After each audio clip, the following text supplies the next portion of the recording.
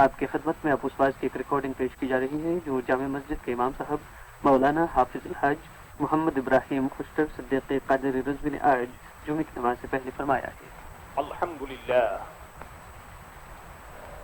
الحمدللہ حمدا کثیرا طیبا مبارکا فیہ هو الاول هو الآخر هو الظاہر هو الباطن وهو بكل شيء علیم۔ اعوذ باللہ من الشیطان الرجیم، بسم اللہ الرحمن الرحیم۔ کل نفس ذائقۃ الموت، صدق اللہ مولانا العظیم وصدق رسولہ النبی الکریم، ونحن على ذلك لمن الشاہدین والشاکرین والحمد للہ رب العالمین۔ نبی مکرم، رسول محترم، شفیع معظم حضرت محمد مصطفیٰ صلی اللہ تعالی علیہ وسلم کی بارگاہ میں ایک مرتبہ درود و سلام عرض کیجیے۔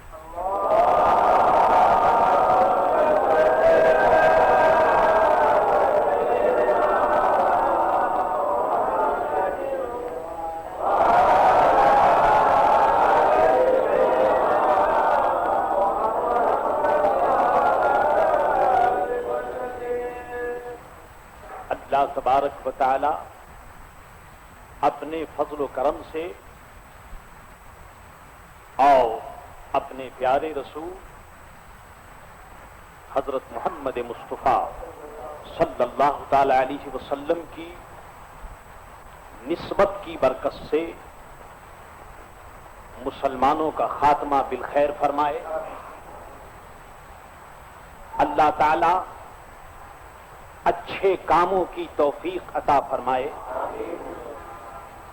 اور اس چند روزہ زندگی میں اس بات کی وہ توفیق دے کہ ہم زیادہ سے زیادہ اس کی مرضی کے مطابق کام کریں۔ موت آنی ہے اور یقیناً آنی ہے، کوئی آدمی موت سے نہیں بچ سکتا۔ اللہ تعالی ایمان اور خیر سے وہ دن لائے کہ دنیا سے ایمان کے ساتھ جانا نصیب ہو۔ انتقال کے بعد غسل اور کفن، ان سے فراغت کے بعد غسل کے بعد کفن کیسا ہونا چاہیے اور کیسے پہنانا چاہیے یہ آپ سن چکے۔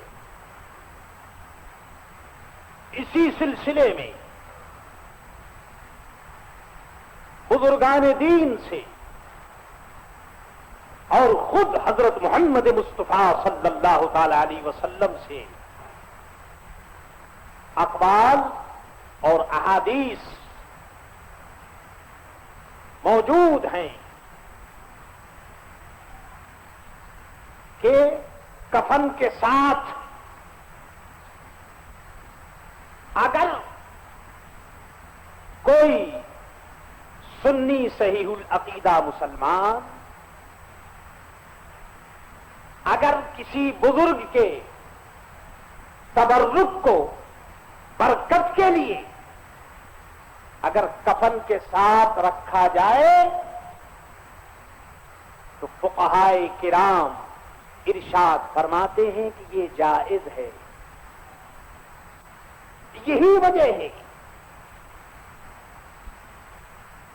کہ اس پر صحابہ کا بھی عمل رہا ہے اور خود حضور صلی اللہ تعالی علیہ وسلم نے اپنی ازار، اپنا تہبند، اپنی پیاری بیٹی حضرت زینب یا حضرت ام کلثوم رضی اللہ تعالی عنہما کو ان کے انتقال کے بعد آپ نے اپنی تہبندی ان بیویوں کو جو غسل دے رہی تھی اور فرمایا کہ یہ میری تہبند اور یہ میرا ازار میری بیٹی کے کفن کے نیچے رکھا جائے تاکہ یہ میرا تہبند میری بیٹی کے جسم سے لگا رہے. اس حدیث سے حضرت شیخ محقق عبدالحق محدث دہلوی رحمت اللہ تعالی علیہ نے یہ بات لکھی کہ اس سے معلوم ہوتا ہے کہ بعض بزرگان دین جو اپنے مریدوں کو اپنے چاہنے والوں کو کچھ برکت کے طور پر عطا فرما دیتے ہیں اور بعض صحیح العقیدہ اور اچھے عقیدے والا مسلمان اگر کسی بزرگ سے کچھ حاصل کر لے اور وہ اگر اپنے کفن کے ساتھ برکت کے لیے اس کو رکھے تو علماء فرماتے ہیں کہ یہ بالکل جائز ہے. دوسری حدیث سنیے. جب حضرت مولا علی شیر خدا رضی اللہ تعالی عنہ کی والدہ ماجدہ حضرت فاطمہ کا جب انتقال ہوا بنت اسد کا تو آپ نے فرمایا کہ یہ میرا کرتا میری چچی جان کو دے دیا جائے اور میری چچی جان یعنی حضرت علی کی والدہ حضور نے فرمایا کہ میرا یہ کرتا ان کے کفن میں دیا جائے. جب ان کو کفن پہنایا جائے تو میرا یہ کرتا حضرت فاطمہ بنت اسد حضرت علی کی والدہ کے کفن کے نیچے میرا یہ کرتا ہو. اور حضور نے فرمایا کہ میں نے یہ کرتا اس لیے دیا کہ تاکہ اللہ تبارک و تعالی ان کو جنت میں جنتی لباس عطا فرمائے. یہ واقعہ بھی اس بات کی طرف اشارہ کرتا ہے کہ بزرگان دین کا کوئی تبرک اگر اس نیت سے کسی کو مل جائے تو وہ بڑا خوش نصیب ہے. حضرت امیر معاویہ رضی اللہ تعالی عنہ عرض کرتے ہیں کہ ایک دن میں سرکار تو عالم صلی اللہ تعالی علیہ وسلم کے پیچھے پیچھے جا رہا تھا پانی لے کر کے. حضور استنجا کے لیے یا فراغت کے لیے حضور جا رہے تھے اور میں نے پانی حضور کے پیچھے پانی لے کر میں جا رہا تھا. سرکار دو عالم صلی اللہ تعالی علیہ وسلم نے کرم فرمایا اور ایک کرتا مجھے عطا فرمایا. حضرت امیر معاویہ ارشاد فرماتے ہیں کہ وہ مقدس کپڑا جو سرکار دو عالم صلی اللہ تعالی علیہ وسلم نے مجھے عطا فرمایا تھا میں نے اس کو رکھ لیا. کس دن کے لیے؟ جس وقت حضرت امیر معاویہ رضی اللہ تعالی عنہ کے انتقال کا وقت قریب آیا تو وصیت فرمائی اور فرمایا کہ وہ کرتا جو مجھے سرکار دو عالم صلی اللہ تعالی علیہ وسلم سے ملا تھا اس کرتے نے مجھے کفن دینا. اور فرمایا کہ ایک دن میں نے سرکار دو عالم صلی اللہ تعالی علیہ وسلم کے مبارک ناخن کو ہاتھ سے جو ناخن حضور صلی اللہ علیہ وسلم کے نکلے فرمایا کہ اس کو میں نے رکھ لیا ہے جب میرا انتقال ہو جائے تو سرکار دو عالم کے پیارے ناخن مبارک کو میری آنکھوں پر میری پیشانی پر اور جہاں جہاں سجدہ کرنے کی جگہ ہے وہاں وہاں رکھ دینا. اللہ اکبر. یہ ارشادات بتا رہے ہیں. ان باتوں سے پتا چلتا ہے کہ جس طرح سے اس دنیا میں اچھوں کی صحبت کام آتی ہے اس دنیا میں بھی اگر اچھوں کا کوئی وسیلہ مل جائے تو وہاں بھی اللہ تبارک و تعالیٰ کے فضل و کرم سے کام آتی ہے. اسی سلسلے میں فقہاء نے ارشاد فرمایا کہ کفن پر عہد نامہ لکھنا یہ جائز ہے. کفن پر یا پیشانی پر اگر عہد نامہ لکھا جائے تو جائز ہے. اس سے مغفرت کی امید ہے. اور کیوں نہ ہو, ارے اللہ کے نام سے اگر مغفرت کی امید نہ ہوگی تو پھر وہ کون سا نام ہوگا جس سے مغفرت کی امید کی جائے. اسی لیے صاحب در مختار فقہ حنفی کی معتبر کتاب اور معتبر کتاب کے مصنف ارشاد فرماتے ہیں کہ میت کی پیشانی پر اور سینے پر اگر بسم اللہ الرحمن الرحیم لکھ دیا جائے تو اس سے مغفرت کی امید ہوگی. اسی مقام پر صاحب در مختار نے یہ بھی لکھا کہ ایک شخص نے وصیت کی کہ میرے مرنے کے بعد میری پیشانی پر اور میرے سینے پر بسم اللہ الرحمن الرحیم لکھ دیا جائے. چنانچہ ان کے انتقال کے بعد ان کی پیشانی پر اور سینے پر لکھ دیا گیا. کسی نے ان کو خواب میں دیکھا اور پوچھا کہ کہو بھائی تمہارا کیا حال ہے؟ انہوں نے ارشاد فرمایا کہ انتقال کے بعد عذاب کے فرشتے میرے پاس آئے اور جب دیکھا کہ پیشانی اور سینے پر لکھا ہوا ہے بسم اللہ الرحمن الرحیم تو وہ وہاں سے الگ ہو گئے. انہوں نے کہا کہ تجھے امن ہے, تم امن میں ہو, کیونکہ اللہ جل جلالہ کا مبارک اور رحمت والا نام لکھا ہوا ہے. اس سلسلے میں علماء نے ارشاد فرمایا کہ بہتر یہ ہے کہ غسل کے بعد اور کفن پہنانے سے پہلے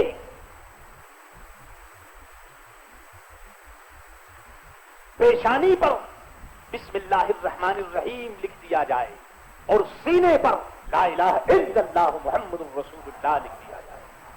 اور یہ لکھنا کسی روشنائی سے نہ ہو بلکہ کلمہ طیبہ کی جو یہ انگلی ہے اس سے لکھ دیا جائے, انگلی سے صرف لکھ دیا جائے. اس میں روشنائی کی ضرورت نہیں, صرف انگلی سے پیشانی پر بسم اللہ الرحمن الرحیم اور سینے پر لا الہ الا اللہ محمد رسول اللہ یہ لکھ دیا جائے اور اس کے بعد کفن پہنا دیا جائے. یہ مسئلہ عہد نامہ لکھنے اور بسم اللہ الرحمن الرحیم لکھنے سے متعلق تھا, اس لیے یہاں پر اس کو بیان کر دیا گیا. اور یہ بھی میں یہاں بیان کرتا چلوں کہ یہ تو عہد نامہ لکھنے کے متعلق بات چیت تھی, اسی سے بزرگان دین نے یہ سمجھا کہ قبر میں دفن جب مردے کو کیا جاتا ہے تو بعض بزرگان دین یہ بھی ارشاد فرماتے ہیں کہ ان کا جو شجرہ ہے, شجرہ طیبہ جو پیران طریقت کی طرف سے ملتا ہے, وہ شجرہ بھی اگر ساتھ ہی ساتھ اس قبر میں رکھ دیا جائے تو اس سے بھی مغفرت کی امید ہے. احتیاط یہ ہے کہ قبلے کی طرف قبر میں, قبلے کی طرف جو قبر کی دیوار ہوتی ہے اس میں ایک طاق بنا دیا جائے, ایک ہول بنا کر کے, اور اس میں وہ شجرہ رکھ دیا جائے. اللہ والوں کے نام ہیں, اللہ تبارک و تعالی اپنے محبوبوں کے نام کے صدقے اپنے فضل و کرم سے انشاءاللہ تعالی اس مرنے والوں کو بخش دے گا اور اس کی مغفرت فرمائے گا. الحمدللہ ان تمام باتوں سے فراغت کے بعد جب کفن سے آپ فارغ ہو گئے تو اب دیر کرنے کی کوئی وجہ باقی نہیں رہی, کیونکہ اب تک جو دیر کی گئی وہ صرف اس لیے تھی تاخیر کہ غسل اور کفن کی وجہ سے تاخیر تھی. اب جب غسل بھی ہو گیا اور کفن بھی ہو گیا تو اب میت کو رکھنے کا اور تاخیر کی کوئی وجہ باقی نہیں رہی. اس لیے شریعت نے فوراً کفن کے بعد ہی اس کو اس کے مقام پر پہنچانے کے لیے اور اللہ تبارک و تعالی کی رحمت کے سپرد کر دینے کے لیے فوراً جنازہ کو اٹھانا چاہیے. باقی جو تکلفات ہیں وہ سب میرے دوستوں ناجائز کہ کفن کے بعد ابتدار کرنا اور یہ سب رکھنا، یہ میں کئی مرتبہ کہہ چکا ہوں، یہ تمام شریعت کے خلاف ہے. اور شریعت میں یہی ہے کہ بس کفن پہنایا اور اس کے بعد فوراً میت کو اٹھایا.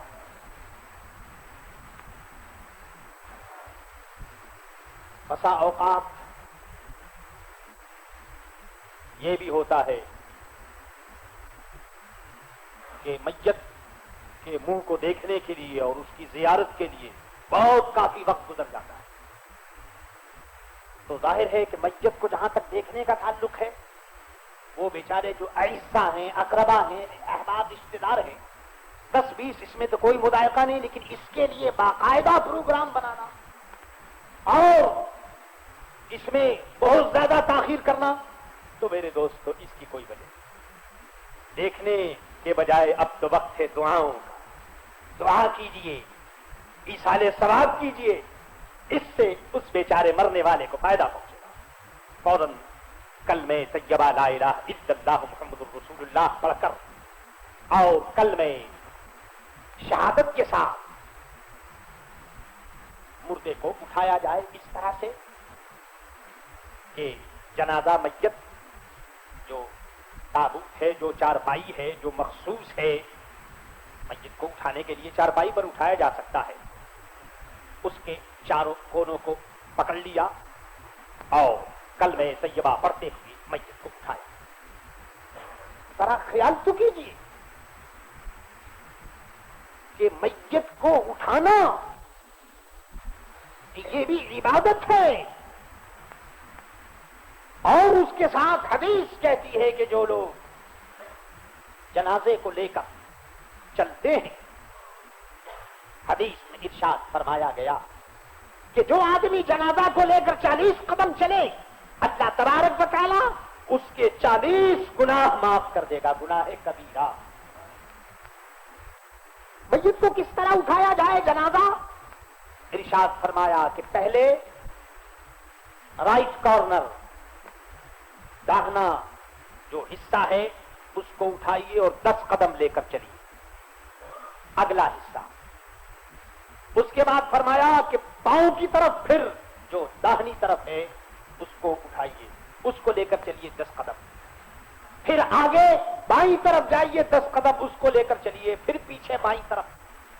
اس طرح سے جب 10-10 قدم آپ ایک ایک کارنر پر لے کر چلیں گے میت کو تو 40 قدم ہو جائیں گے، اور اس سے اللہ تبارک و تعالی 40 گناہ کبیرہ معاف فرما دے گا.